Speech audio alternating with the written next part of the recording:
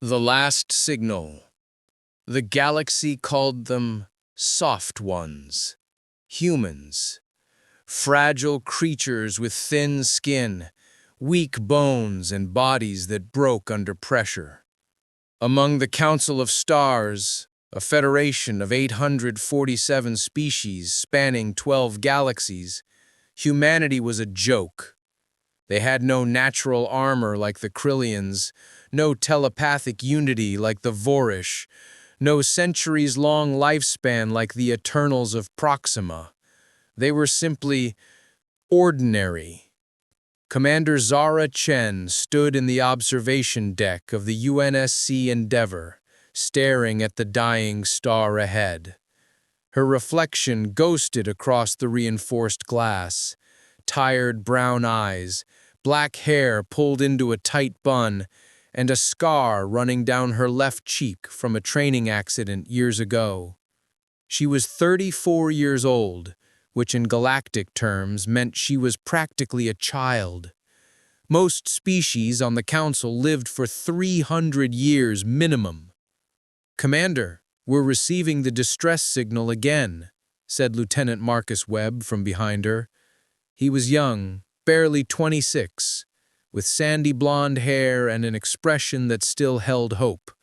Zara envied that. The signal had been repeating for 3 days now. A Vorish colony ship, the Harmony of Thought, had suffered catastrophic engine failure near the neutron star designated NS-447. The Vorish were peaceful telepaths, incapable of violence, but also incapable of solving complex mechanical problems. Their entire civilization relied on other species for technology. When their engines died, they simply waited. "How many souls on board?" Zara asked, though she already knew the answer. 12,000, mostly civilians, families. Marcus's voice cracked slightly. The Council had already made their decision. 3 days ago, when the distress call first arrived, the Council's military response was immediate. Do not respond. The neutron star's gravitational field was too unstable. The radiation levels were lethal to most species. Any rescue attempt would likely result in the destruction of the rescue vessel and its entire crew. The math was simple. 12,000 lives versus the potential thousands more on a rescue ship. The Council chose the logical path. Let the Vorish die. Evacuate nearby sectors. Move on. But humans never did like math when it came to lives. "Helm, set course for NS-447, Zara said quietly. The bridge went silent.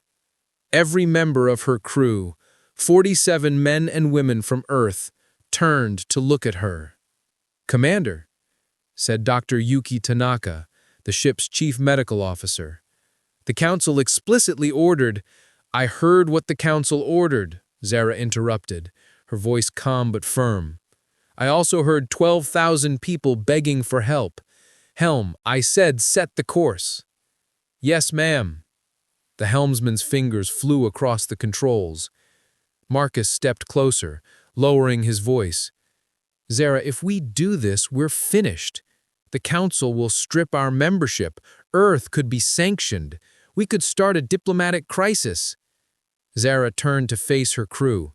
Every eye was on her. She saw fear there, yes, but also something else. Something the galaxy had never understood about humans. They called it recklessness. Humans called it hope. "I joined the service to protect people, not to watch them die because some equation says it's not worth the risk. The Council has computed the odds and decided these lives don't matter. But I'm human. We don't abandon people, not when there's even a 1% chance we can save them." She paused, then added, "Anyone who wants to leave, use the escape pods, now. I won't think less of you. This is my decision, not yours." Nobody moved. A slow smile spread across Marcus's face. Well, I didn't join the Navy to sit around and watch math problems, ma'am. Dr. Tanaka crossed her arms. My grandmother always said humans were insane. I'm starting to think she was right. But I'm in. One by one, every crew member voiced their agreement. The engineer, the weapons officer, the communications specialist, even Rodriguez, the chef who had no combat training whatsoever, raised his hand and said, "Someone's got to feed us during this suicide mission." Zara felt something warm bloom in her chest. Pride. This was why humanity mattered. This was why they refused to let the galaxy's logic dictate their morality. All right then, let's go save some lives. The Endeavor's engines roared to life, and the ship shot forward into the deadly space surrounding NS-447. On the view screen, the neutron star pulsed like a malevolent heartbeat, its gravitational field warping space itself. Radiation alarms immediately began screaming. "Radiation levels at 400% safe limits and climbing," reported Marcus. "Shields holding, for now," added the engineer. Zara gripped the armrest of her command chair. Through the static-filled communications channel, she could hear the Vorish telepathic distress call, a chorus of terrified minds crying out in unified desperation. "We are dying! Please! Anyone! Help us!" "This is Commander Zara Chen of the UNSC Endeavor. Harmony of thought. We're coming for you. Hold on just a little longer." The response came immediately. Not in words, but in pure emotion transmitted telepathically across space. Even though Zara wasn't telepathic, she felt it. A wave of disbelief, hope, and gratitude so powerful that it brought tears to her eyes. The galaxy had abandoned them, but one human ship had not. "ETA to their position, 12 minutes, announced the helmsman. 12 minutes to reach them. Then the real challenge would begin. Attaching tow cables, stabilizing their vessel and pulling them free from the neutron star's grip before both ships were torn apart. Zara's hands were steady, but her heart pounded. She thought of her daughter back on Earth, Maya, 7 years old with gap-toothed smile and dreams of becoming an astronaut.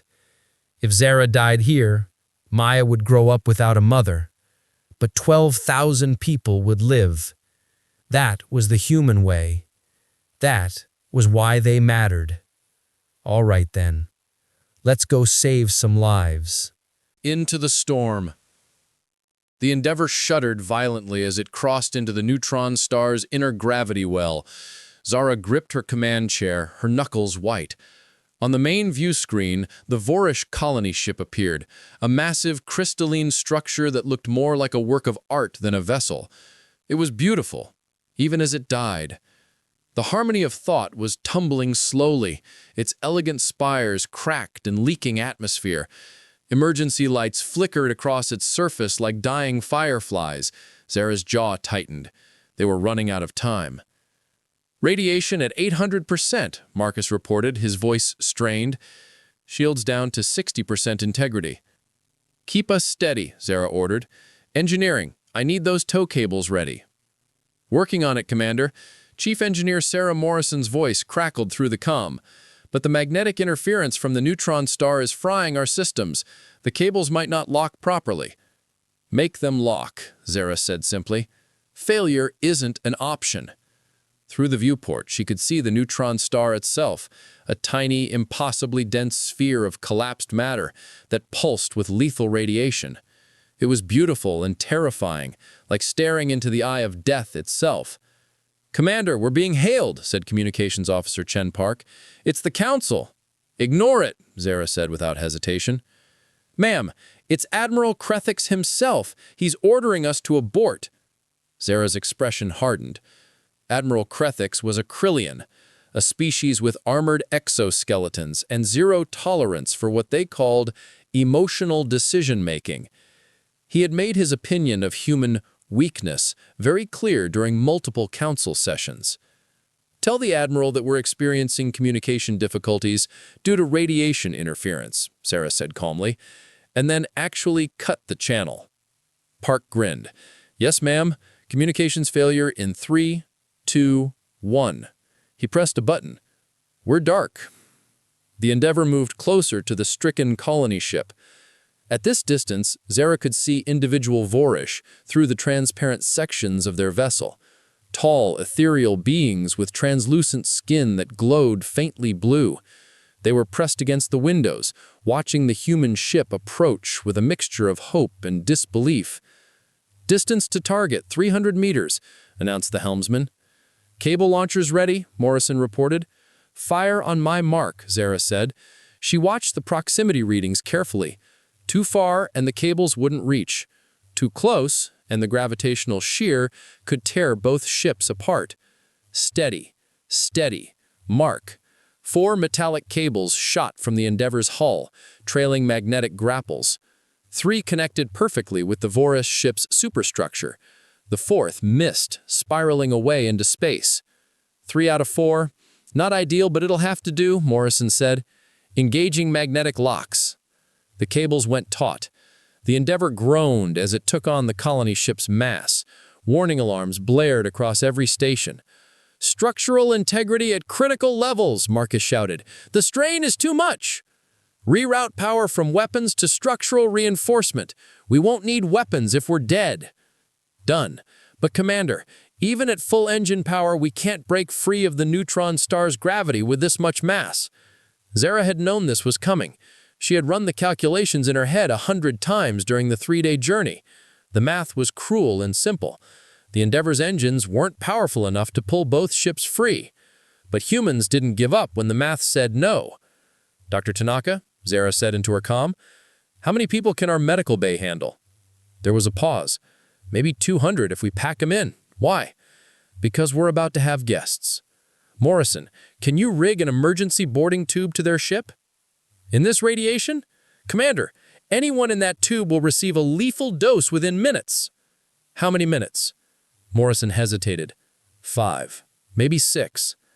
Then we have 6 minutes to move 12,000 people. Zara's voice was ice cold and utterly determined. Get that tube connected. Marcus, organize evacuation teams. I want every available crew member ready to assist. Commander, Marcus said carefully, even if we could physically move that many people in time, where would we put them? Cargo bays? Corridors? Engineering? Hell, stick them in my quarters if you have to. We'll figure out the details after everyone's alive. That's impossible, Dr. Tanaka said over the comm. Then we'll do the impossible, Zara replied. We're human. That's what we do. The boarding tube extended from the Endeavor like a metal snake, fighting against the gravitational distortions. When it finally sealed against the Voris ship's hull, a green light flashed on Marcus's console. Connection established, he said. Tube is pressurized. Open the doors, Zara commanded. The airlock hissed open, and the first Vorish stumbled through. They were tall, nearly 7 feet, and moved with an otherworldly grace, even in their panic. Their telepathic voices flooded Zara's mind, not as words, but as pure feeling. Gratitude, disbelief, hope. You came, their collective consciousness whispered into her thoughts.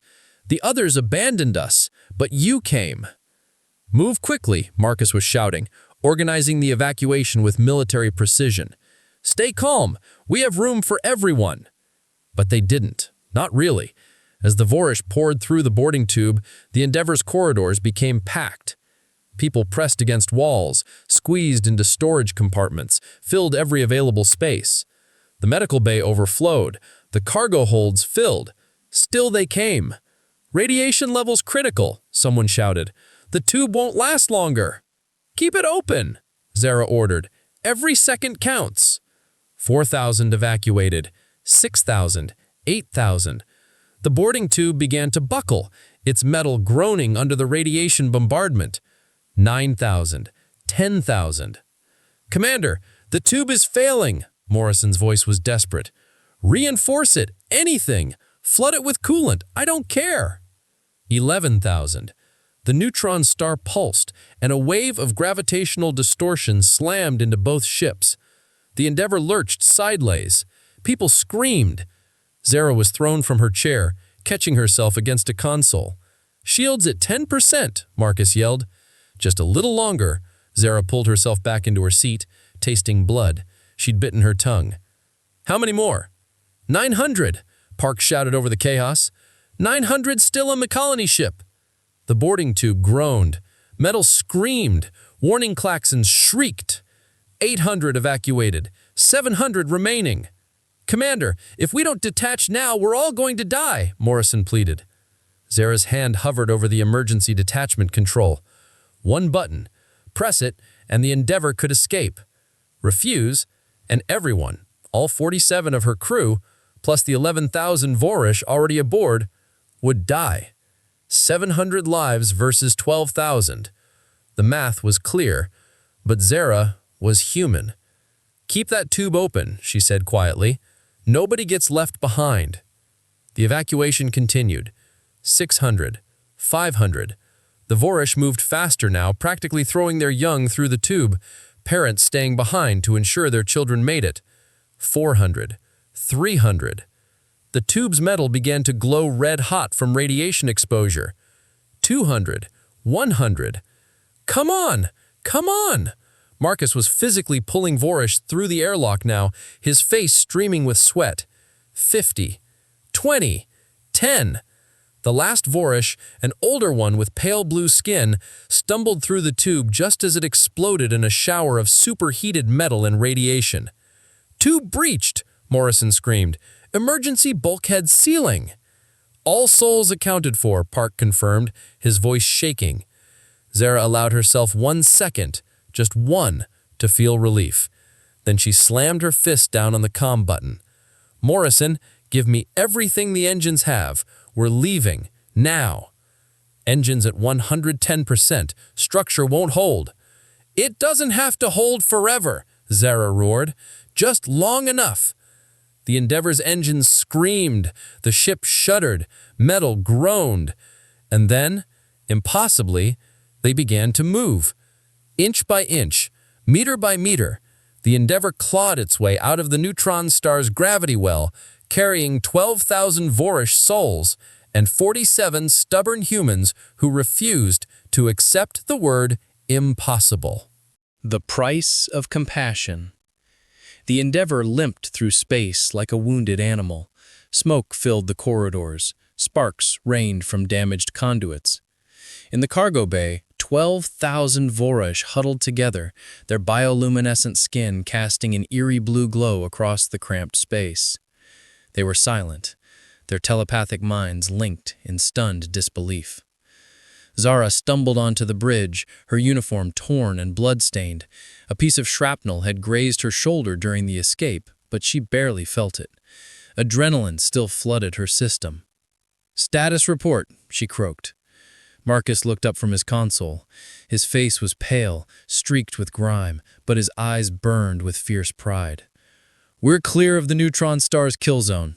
Engines are shot. Life support is holding, barely. We have enough power to limp to the nearest station, Outpost Zenith, about 6 hours away at our current speed." "Casualties?" "None," Marcus said, and a smile cracked across his exhausted face. "Not a single one. All 47 crew members alive. All 12,000 Vorish accounted for. It's a miracle, Commander." "Not a miracle," Zara said quietly, sinking into her command chair. "Dr. Tanaka," Zara said, forcing herself to stand. Her legs felt like lead, but she made her way through the packed corridors. Vorish parted before her, their luminescent eyes following her movement. As she passed, she felt their thoughts brush against her mind. Gentle, reverent, grateful, protector, savior, hope-bringer. "I'm just doing my job," Zara muttered, uncomfortable with their worship. The medical bay was chaos. Dr. Tanaka had set up triage stations in every available space. Vorish with radiation sickness lay on makeshift beds, their skin flickering weakly.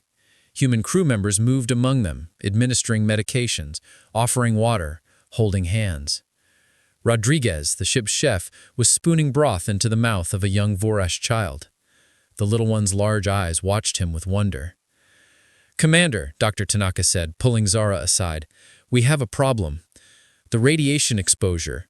Our crew took heavy doses during the evacuation. Nothing immediately fatal, but long-term." She trailed off, her meaning clear. "How long?" Zara asked. "It depends on the individual. Some might have years. Others, months. We won't know until we can get proper scans at a real medical facility." Zara closed her eyes.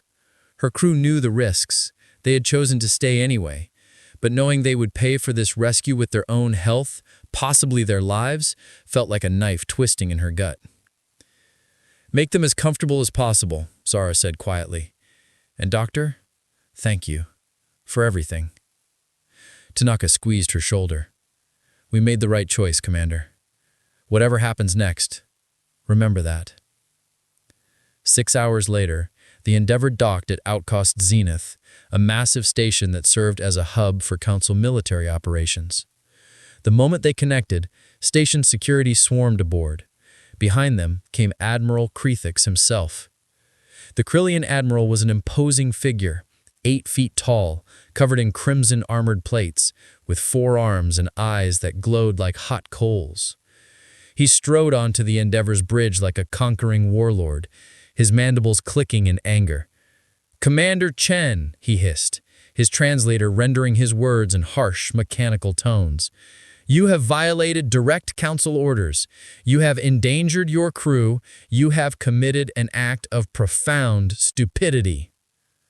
Zara stood at attention, her back straight despite her exhaustion. "I saved 12,000 lives, Admiral. You risked starting a diplomatic incident. The Council's decision was final. Your actions undermine our authority." "Your authority told innocent people to die," Zara said quietly. "I couldn't accept that." "Because you are weak," Krethix roared. "This is why humans will never be truly respected in the Council. You let your emotions override logic. You gamble with lives based on sentiment rather than strategic calculation." "Maybe," Zara said, "or maybe we're strong enough to care about things that can't be calculated." Krethix's mandibles clicked rapidly, a sign of extreme agitation. "You are hereby stripped of your command. Your crew will face disciplinary hearings. The Earth delegation will be sanctioned. Your species has proven once again that you are unfit for—" "Admiral Krethix," a new voice interrupted, soft but carrying absolute authority. Everyone turned. A Vorash elder had entered the bridge. Ancient, his skin nearly white with age, his eyes filled with centuries of wisdom. Behind him stood what appeared to be every Vorash on the ship, 12,000 strong, packed into the corridor.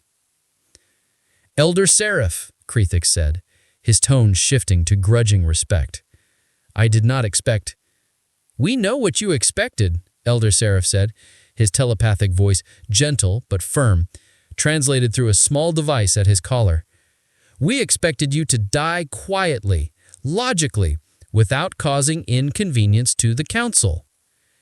"It was not personal. It was practical. The risks outweighed—" "The risks were acceptable to those who chose to take them," Seraph interrupted. "Commander Chen and her crew knew the dangers. They came anyway. Not because they were illogical, but because they possess something rare in this galaxy, compassion that transcends calculation." Krethix's mandibles snapped. "Sentimentality is not a virtue in military." "Is it sentimental to value life?" Seraph's voice rose, and suddenly Zara felt the weight of 12,000 telepathic minds focusing on the Admiral. "Is it sentimental to refuse abandonment? To risk everything for strangers? The Council abandoned us. Our own telepathic kindred across the stars felt our dying thoughts and did nothing. But these humans, these soft ones you mock, they came." The Elder's glowing eyes fixed on Zara. "For 3 days, we called for help, 3 days of silence from species with superior technology, longer lifespans, greater resources. But one human ship answered. 47 individuals risked their futures, their very lives for people they had never met. The Voresh Collective will be formally requesting Commander Chen and her crew receive the Council's highest honor, the Star of Unity. We will also be filing a formal complaint against your decision to abandon 12,000 souls to death. Let the entire Council judge which was the greater failure, attempting an impossible rescue or refusing to try at all. Krethix's armored plates rattled with barely contained fury. But he was a military officer, bound by protocol. "The Council will decide," he said stiffly. "Until then, Admiral Chen, you and your crew are confined to quarters." "I understand, Admiral," Zara said. As the Krillian admiral stormed off the bridge, Elder Seraph approached Zara. He placed one long-fingered hand on her shoulder, and suddenly his thoughts flooded her mind. Not words, but pure emotion, gratitude, respect, love. "You and your people have given us a gift," he said aloud. "You have reminded the galaxy that compassion is not weakness, that feeling is not failure, that sometimes the most logical thing is to ignore logic entirely." Tears stung Zara's eyes. "We just did what anyone should do." "No," Sarah said gently, "you did what only humans would do, and that makes all the difference." 3 weeks later, Zara stood in the Council's Grand Chamber, a massive station that served as the seat of galactic government. Representatives from 847 species filled the amphitheater, their forms ranging from insectoid to crystalline to beings of pure energy. The deliberations were fierce. Some species praised humanity's courage, others condemned their recklessness. The debate raged for days. In the end, the Council voted, not to punish, not to sanction, but to honor. Commander Zara Chen and the crew of the UNSC Endeavour were awarded the Star of Unity, the first humans ever to receive it. More importantly, a new protocol was established, the Chen Doctrine, which stated that rescue missions could be attempted at the discretion of individual commanders when civilian lives were at stake, regardless of calculated risk. As Zara accepted the medal, a crystalline star that pulsed with inner light, she thought of her crew. Marcus, who still smiled despite the radiation damage to his cells. Dr. Tanaka, who worked tirelessly to treat everyone on board. Rodriguez, who had befriended a dozen Voresh children and taught them to cook human food. They had paid a price. Several crew members would need years of medical treatment. Zara herself would carry the effects of radiation exposure for the rest of her shortened life. But 12,000 people were alive who would have been dead. And the galaxy, cold, logical, calculating, had learned a lesson about the strange, stubborn species called humanity. As Zara descended from the podium, she passed Admiral Krethix. The Krillian officer stood rigidly,